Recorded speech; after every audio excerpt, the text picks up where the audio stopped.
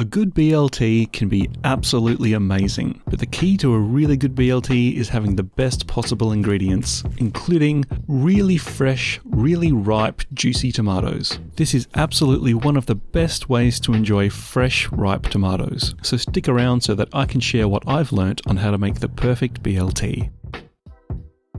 In this video, I wanted to celebrate some beautiful fresh summer tomatoes, and I think the best way to do that is by making a BLT like a burger, with a nice thick meaty slab of beef steak tomato in place of a burger patty. Here I've got some lovely, perfectly ripe tomatoes that I've grown in my backyard. This is going to be the best option for this sandwich, but if you can't grow your own, I highly recommend going somewhere like a farmer's market or a really good grocer and buying the best tomatoes you can. Supermarket tomatoes are picked while they're green and ripened with gas, and while that's absolutely fine and a great way to make sure that we can have tomatoes all year round, they don't develop anywhere near as much flavour as ones that ripen on the vine. And the juicy, unctuous texture of these big beefsteak tomatoes is wonderful. The other key ingredients for this recipe are a nice soft hamburger bun. I'm using brioche, but any soft bun will do fine. We're going to need some smoky, streaky bacon, some good quality mayonnaise. I'm using Kewpie, which is a Japanese mayo. It's really nice and creamy, delicately flavoured, and has a few special ingredients that make everything taste good.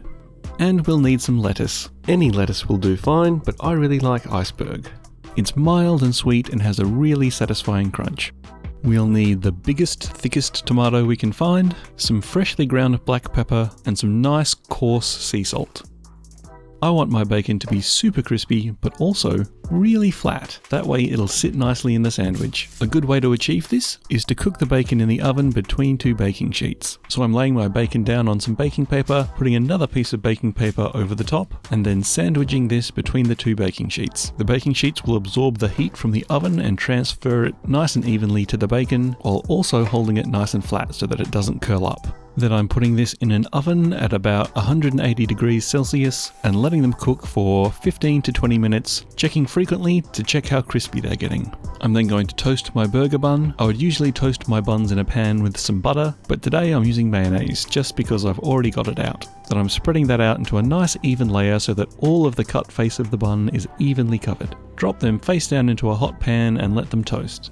I'm applying a small amount of pressure just to make sure that all of the cut surface of the bun is touching the hot pan so that they get nice and evenly brown. Once they're done, remove them from the heat. Whoops, these have got a little bit darker than I would have wanted, but they're not quite burnt, so they'll be fine. I'm going to check on my bacon.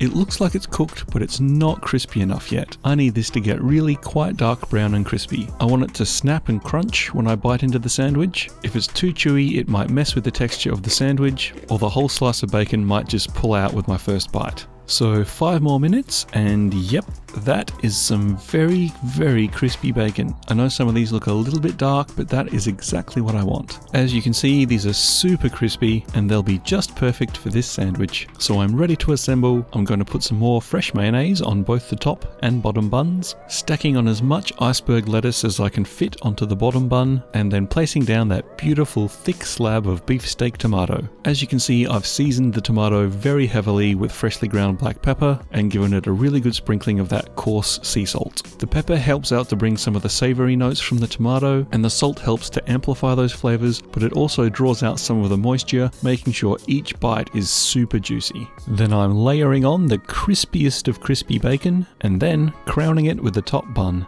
And that is what I'd call a BLT served as a burger. And this to me is the perfect BLT. Simple, but every element done just right, and served just like a juicy, satisfying burger. Let's dig in. And that is so good. The tomato is meaty and savoury but sweet at the same time. It's beautifully juicy. The bacon adds more meatiness and a nice salty savoury note with a little bit of smokiness, and the crisp lettuce adds freshness and a really satisfying crunch, all tied together with that beautiful creamy mayo. This is absolutely the best BLT that I've ever had, and honestly on par with some of the best burgers I've ever had. If you've never had a BLT that's knocked your socks off, then I'd really encourage you to give this approach a try. If you've enjoyed this, here's a link to another video that YouTube thinks you'll like too. Please hit the like button and consider subscribing, and until next time, happy snacking.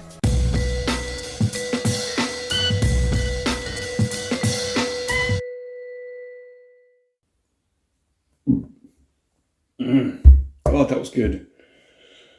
I want another one.